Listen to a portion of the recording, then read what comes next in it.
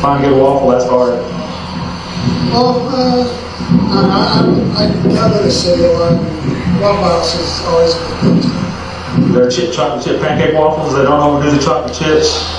Yeah, I get the chocolate chip pancake waffle, but I also get an omelet and like 2 sides of hash browns. Woo.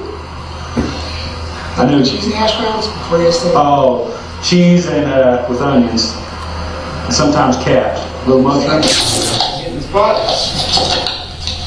A bit.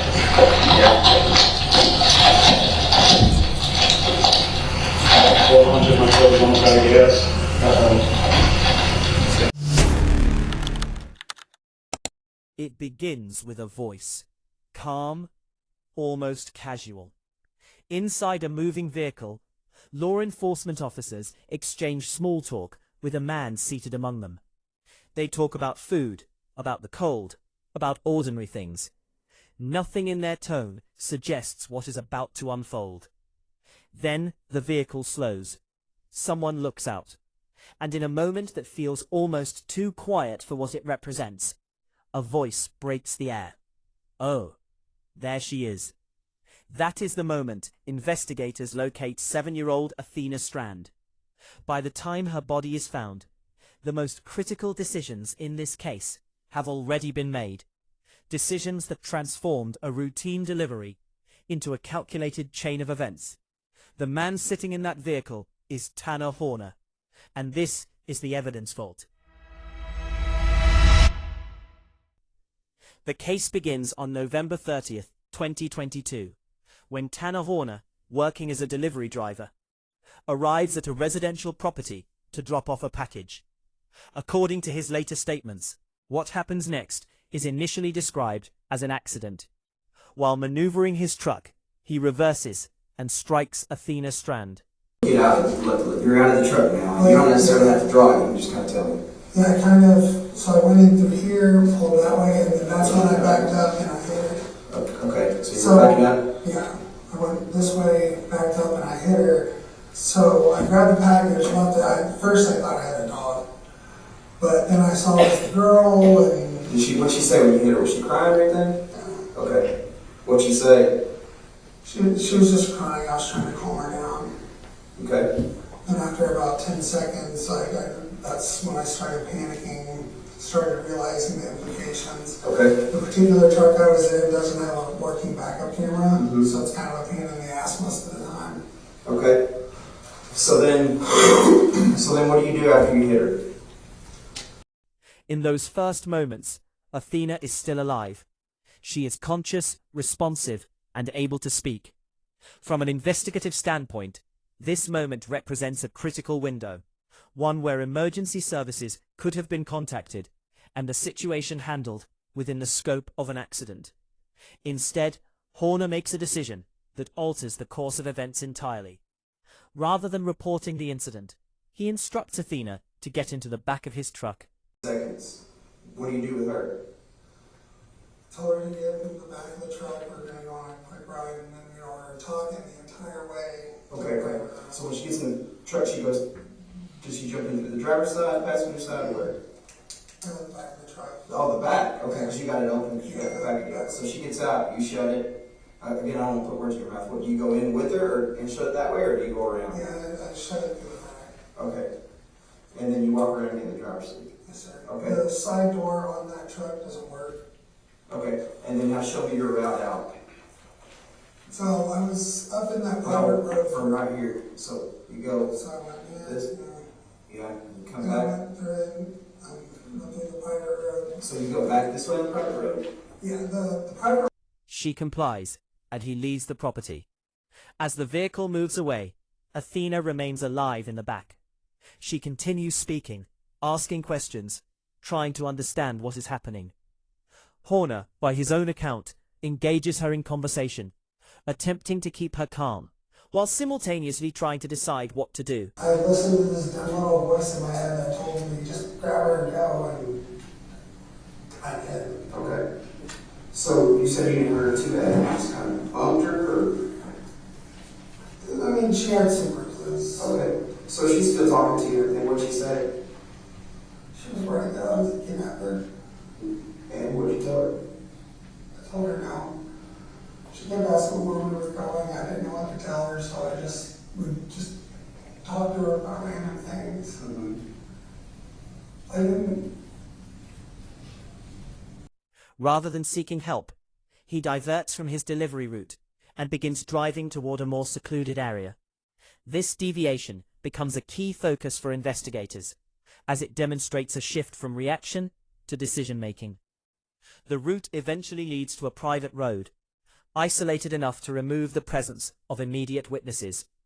It is on that private road that the case escalates irreversibly. Horner later admits during interrogation that he stopped the vehicle and attempted to break Athena's neck, stating that he wanted it to be quick. When that attempt failed, the situation intensified. He then used manual force to strangle her. Which I actually thought that was pretty cool because, you know, I like mythology and stuff like that. Yep. So let's go back to, I know you don't want to, you know, you have a hard time, rightfully so, you know, kind of recalling a little bit, but, and I'm going to go back and touch on it a little bit. And you try to break her neck, she starts crying. When you start choking her, facing away from you like you stated earlier, how long did it take her to essentially pass out or stop crying? Was it long, or was it a short period of time? How long do you think? It was probably about a minute, but it felt like so much longer. And then she just stopped moving, went limp. I mean, were you all on the ground, or was she standing up still? Was she standing up when you were doing it, or did she obviously at some point she passed? According to his own account, the act lasted approximately a minute, though he described it as feeling much longer. Eventually, Athena stopped moving.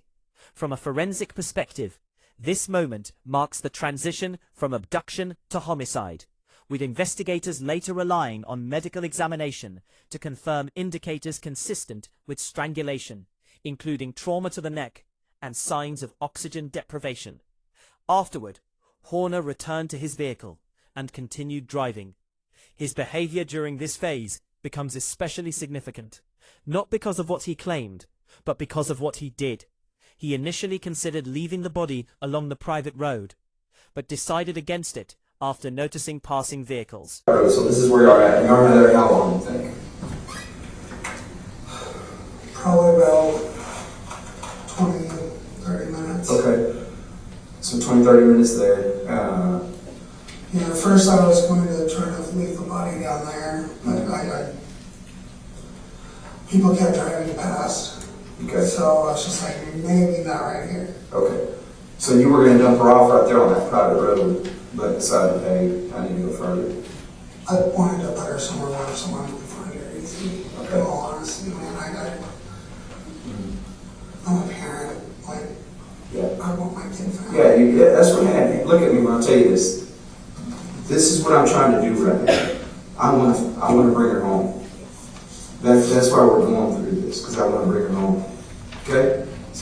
This decision reflects situational awareness and an attempt to avoid detection. He then drove to a secondary location, ultimately stopping near a roadside area marked by dense vegetation. There, he removed Athena's body from the truck. By his own admission, he did not attempt to conceal her in any meaningful way. He did not bury her or cover her.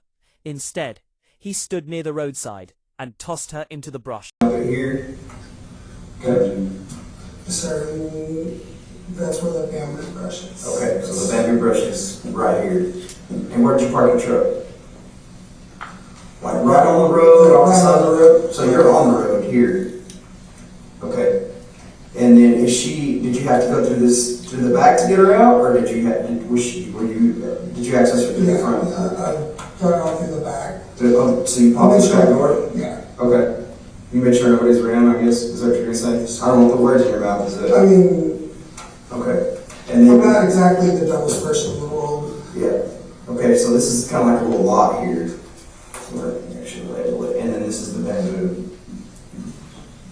And then you said, so when I say this lot, I'm drawing it here, because from here to about here, and then the T-posts start right here. Right. Is that what those are called? Yeah, T-posts. Yeah, the green posts. Because the top of it's like a T. Or if you look at it from the top, it's like a T. So, and then you said you you didn't even walk in far to that pavilion? I didn't even really walk into it. I just kind of stood like right in front of me and really tossed around. Okay. And then what do you do from there? Let's talk about what your next course of action is. The act was brief, deliberate, and final. He remained there momentarily before leaving the scene. As Athena Strand was reported missing, law enforcement initiated a full-scale investigation, focusing on reconstructing her last known movements and identifying individuals who had contact with her. If you see something familiar, you recognize something, I'm trying to jog your memory here, okay? It was dark, you were worked up, so...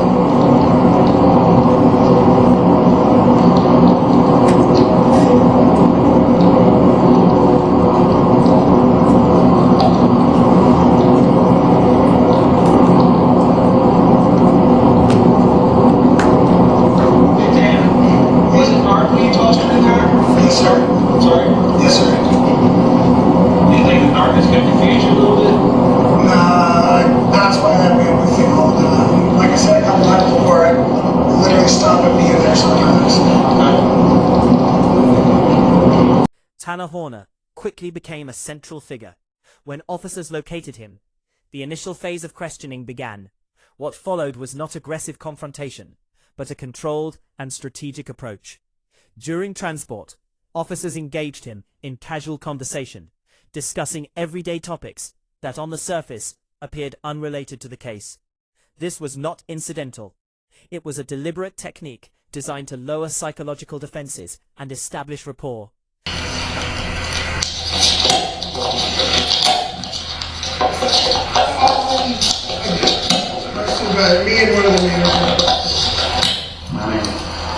What's gonna hurt really? It's a metal truck.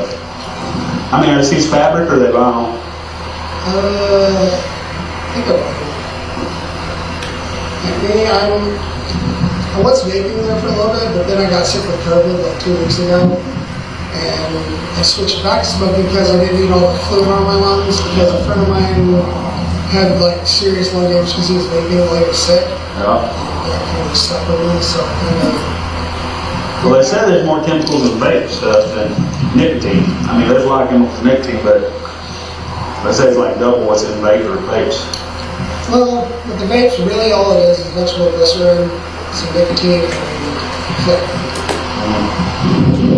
It smells good sometimes.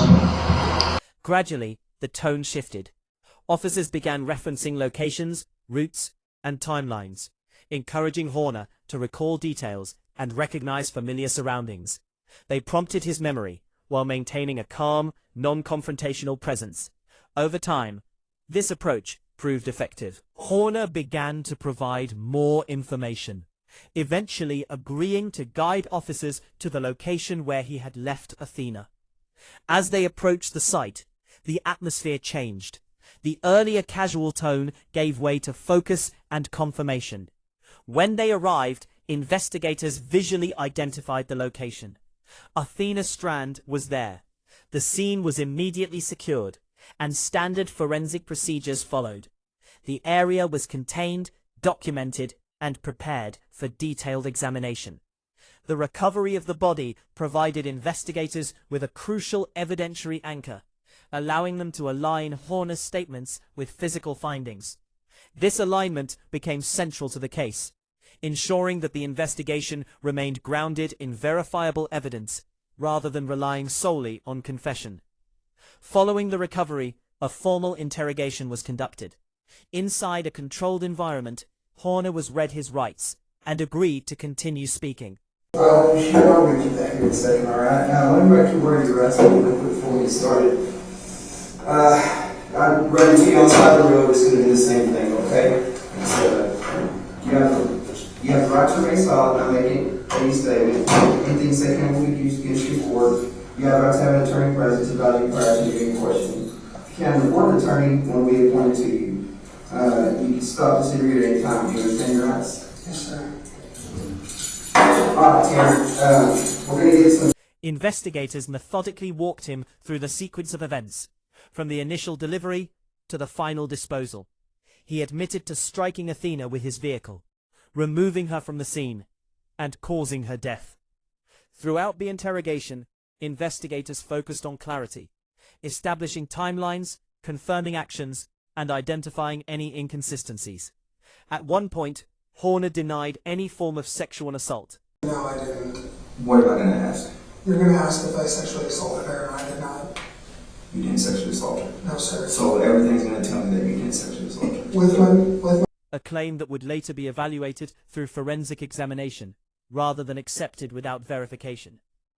What ultimately defines this case is not a single moment, but a sequence of decisions. The most critical of these occurred immediately after the initial impact. At that point, Athena Strand was alive, and the situation remained recoverable. Emergency assistance could have been sought. Instead, the decision to conceal the incident set in motion a chain of actions that escalated beyond control. While Horner later described his actions as driven by panic and fear, investigators evaluated the situation through observable behavior, driving away from the scene, selecting isolated locations, avoiding witnesses, and relocating the body. Each step reflected awareness and progression, rather than a complete loss of control. go back, it's a hell of a drive. This is like a hill right here, but right here is about where. Oh, It's all right. You can leave that pin there. Okay. Is that the right pin, you think? Or should it be on the other side? It's somewhat, and I was trying to pin it on the road itself. Let's do this. You got this one out. And then try again. Well, I was trying to get it on the road, but I don't think that'll work out too well, but. That's about the closest you're gonna get right there. Okay. So we were there, I was sitting there like trying to figure out how I was going to get rid of the body. And then after I remembered that bamboo bush, that's when it's just like, that's where I was going to drop the body. So I started heading out. Oh, okay, there's 21, 23. Started going Okay. through here. So you're going 21, 23. And you walk me through it to me the next road we did. 51? Yeah, 51, and Okay. then 51. And then you go right over to 51, right? mhm. Okay. So this is 51. And obviously it's not to scale here. So you jump it here. Okay. So that's where the bamboo brush is. Okay. So the bamboo brush is right here. And where'd you park your truck? Like right on the road, off the side of the road? So you're on the road here. Okay. And then did you have to go through the back to get her out, or did you access her through the Yeah, front? I got out through the back. So you popped the back door? Yeah. Okay. You made sure nobody's around, I guess, is that what you're gonna say? I don't want to put words in your mouth, is it? I mean, Okay. And I'm then, not exactly the dumbest person in the world. yeah. Okay, so this is kind of like a little lot here. So let me actually label it. And then this is the bamboo. And then, Equally significant is the role of investigative technique in resolving the case. Law enforcement's use of rapport building, controlled questioning, and strategic prompting allowed them to extract critical information without escalating resistance. The transition from casual conversation to full disclosure was not accidental. This approach ultimately led to the recovery of Athena and the reconstruction of the events that led to her death. The forensic conclusion of the case is clear. Athena Strand was alive after the initial contact. She was removed from the scene by Tanner Horner, transported to a secondary location, and killed on a private road. Her body was then relocated and discarded in a roadside area.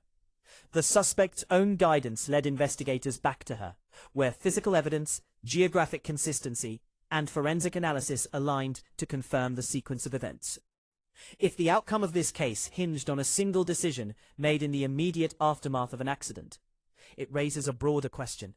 How many tragedies are defined not by the initial event, but by the choices made in the moments that follow? You don't read. She's fully clothed, right? Sir. Okay. Then what's your next route home? And you can draw that down here. And I'll assist you. If it's too complex, we don't have to. Just kind of explain it to me. So I went 114 pretty much all the way. I had to stop a couple times because Where'd you stop? on the road. Okay, just on the road. Yeah. What'd you stop for? So Okay. a Did you throw outside the truck, up outside the truck, or inside the truck? little bit of both. At one point I got it on the side of the truck. And then I stopped at Love's to kind of clean out. Okay. Yeah, the truck still smells like the rock. Okay. And then, so that's 114. Yeah, 114, I stopped at the Love's / McDonald's, put in M for McDonald's, L for Love's, and then I headed back to the station. Okay. What time did you get to the station? I have no clue. Really late, later than normal, Later than normal. which but would be after 8, before 9, I wouldn't say after that. 9. I wouldn't say that way. I don't think. Okay. At some point in this deal, did you ever turn off your phone? Did you ever get off the radar or anything? I mean, my phone died there for a bit. Okay, where'd your phone die at?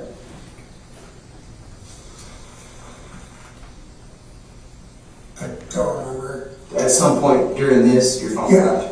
Okay. After you got her, after you picked her up? Sir. Okay, so your phone dies, and you put it on the charger, I guess?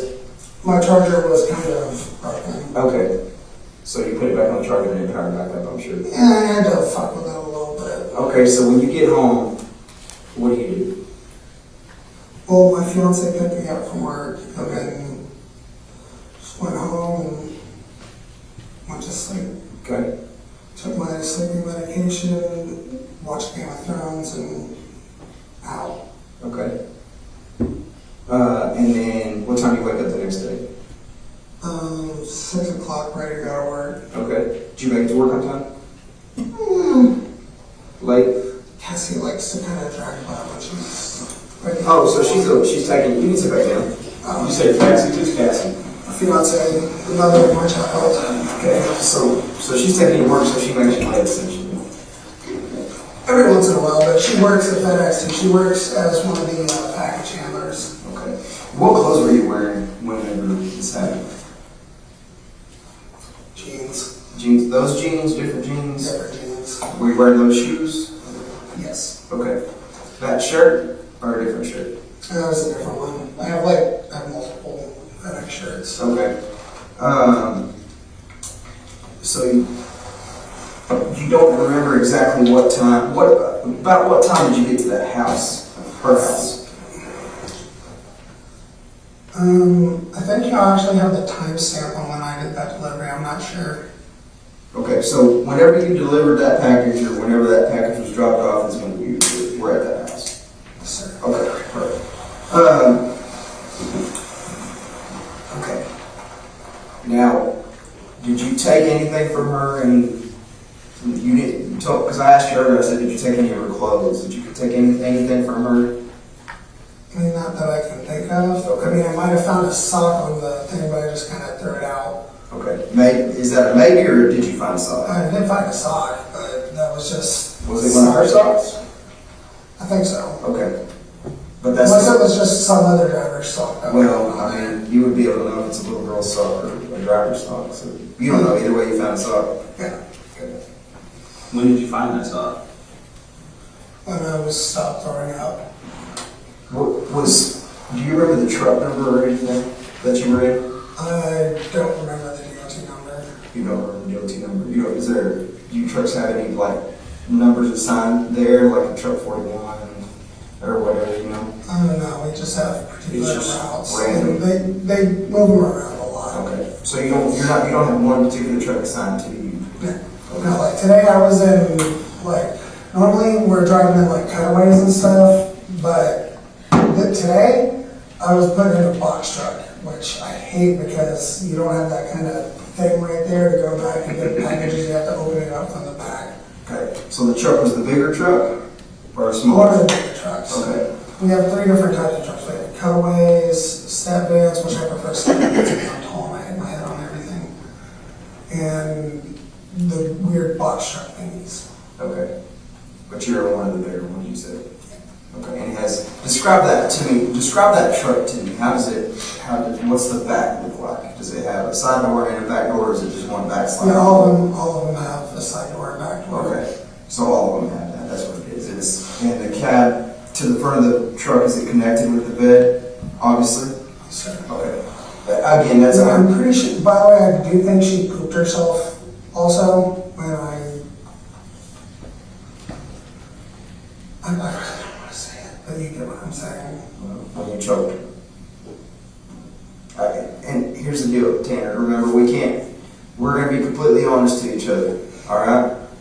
So, honesty and transparency means that we talk to each other and we don't hold back from each other, and that we talk to each other direct, right? Sir. You respect that, right? You told me earlier that's what you expect of me. Yes, sir. And I think I've proven that thus far, have I not? Sir. Okay, so that's what I expect. So don't hold back from me, man. We're in this now, right?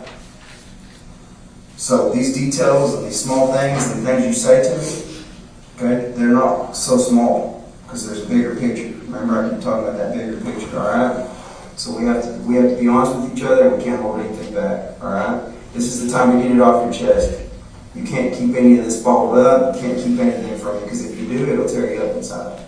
Okay? You understand? Yes, sir. Are you leaving anything out on that, on her? You said, do you think she pooped herself while you were choking her? Yes, sir. Okay, so while you're choking her, she pooped herself. It wasn't like she's still there alive and then she pooped herself. No, she pooped herself. Okay. Like, How do you know she pooped herself? I mean, I smelled it when I was moving her. Some of it got on the floor. okay. That's good. There's a little bit of poop, a little bit of pee. In the truck, so some of that stayed in the truck? Yeah, I cleaned it up. When I stopped at Love's, I got sanitizing stuff and cleaned it up with my throw. What'd you pay for it at Love's when you bought that stuff? Did you pay for it in cash or Oh, no, card? I didn't pay for anything. I just asked them if they had any cleaning supplies. So you asked your store person if they had cleaning supplies?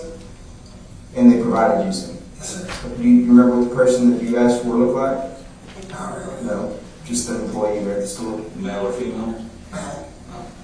Hispanic, no, white, no, black, no. Don't remember. I think maybe Jew. I wouldn't Maybe quote what? me on that, but he did kind of look like he might be part Jewish. Okay, why do you say that? God, this is gonna sound terrible. He had a decently big nose. Okay. All And right. I know that sounds so terrible, and I'm sorry. Again, where are we at? I know. Open line of communication here, all right? I know, That's but what- still, I try not to discriminate because it's just kind of shitty. This is 2022, so You're not discriminating, you're describing somebody with their features. So don't feel like you're discriminating about it. Just like if you're talking about me, you're going to say the fat guy that's bald headed, that's brown, right? I mean, when I have a tan, that would probably describe me. So, I'm not going home, but no, you're not. Remember, I'm gonna be honest with you, you're not gonna go home. All right? You can't, obviously, with what you're telling me here. We're gonna have to, we're gonna talk about that here in a little bit too, okay? But am I gonna go home at all? not, obviously, there's a process that goes through with it, and I'm gonna explain all that to you, but like I said, I wanna get to this, because what's the most important thing, right? We wanna get her home. We're gonna get her home. Hang on, listen to me for a second. Let me tell you this, all right? At any point in that, did you think about just letting her out? I did. Okay, why did you do that? Bruce was telling me not to. Are you 100% telling me the truth about where you put her? And I know I keep harping on that, but it's Yes, important because I want to get her home, right? Yes, I want sir. to make sure that, you're not leaving out in detail because you think it's going to mess something up or whatever. Sir, that's where I left her. Did you, and I know this is kind of silly, but did you tell anybody about what happened? Did you write about it? Did you do anything to kind of get it off your chest? No, sir. No? You just kind of kept it inside? It's just kind of been fucking with me a lot. Can I?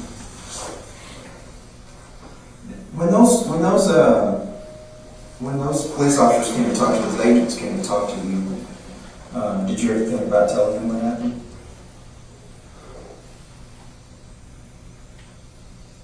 You did. I was told you got emotional. Tell me about that. Dude, I heard a kid. There's a fucking child.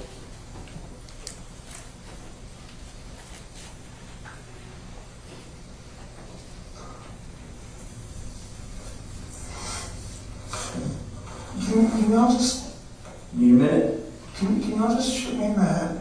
No, we can't do that. We can't do that. Please. You need a minute? No, I just want to be with my family. You'll get a chance to talk to your family and kind of explain it to them, okay? And tell them what's going on and fill them in. We're going to give you that opportunity, all right? If you want to do that tonight. We were just.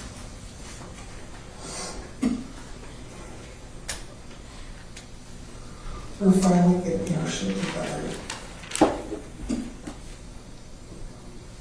Where are you staying at now? Who you living with? Grandmother. Who's all I'm a in fucking loser. Who's all in the house? My mom, my little brother, and my grandmother. Okay. And me and Cassie. Which is your And closest? several annoying dogs. What kind of dogs? Itty bitty little ankle biters. What's Cassie's full name? Cassie Marie Waite, W-A-Y-T. Okay, and what's her birthday? February 17th, 2001. Okay. Is Cassie C-A-S-E-Y? K-A-S-S-I. Hey. Listen, can I? How does the attorney thing work? I don't give legal advice. I'm not going to give you legal advice. Okay, that's something that's up to you to research. I can't give you any type of legal advice. Does that make sense? Okay. What's you said that's Cassie. What's your mother's name? Melissa. She's still, like, even though her and my dad have been split up for a while, it's... So she's your stepmother that you call mom? No, she's my actual mother. Okay. What's her last name? Her and my dad are split up, but she still has the last name. Yes. They And never got divorced. her grandma's name? Jackie, Is it Jackie's house you're staying in? Yeah. And her last name? Hardison. Harrbison. Is that correct? Sir. Okay. You said somebody else was living there as well? My little brother, What's his name? Nick. Is it Nick or Nicholas? Nicholas, but he goes by Nick. He hates when people call him Nicholas. I got it. So I call him Nicholas all the time. I couldn't understand. And it's Warner, correct? No, Voss. V-O-S-S? Yes, sir. He has his dad's last name. Ah, I understand. How old is he? 10 years younger than me. And you are 21, you're 31. 31, so he's 21. So you said you're living in the shed out back? Okay. Hey, are you the only one staying in that shed? Who? You the only one staying in the shed? Or is it you and Cassie? Me and Cassie, our cat, and an annoying little shit named Draco. What breed is Draco? Not sure exactly, but he's part Chihuahua. Okay. Part Chihuahua, part annoying as shit. Okay. Hey, there's something that clicked to me real quick about when you said you found the sock when you were cleaning the truck. Did you find the sock at the Love's? No. No, it was on I side found it when I pulled over to go throw up on side road. You remember where that was? somewhere on 114. Yeah, and then you just threw it out there on side road or what? Yeah. Okay.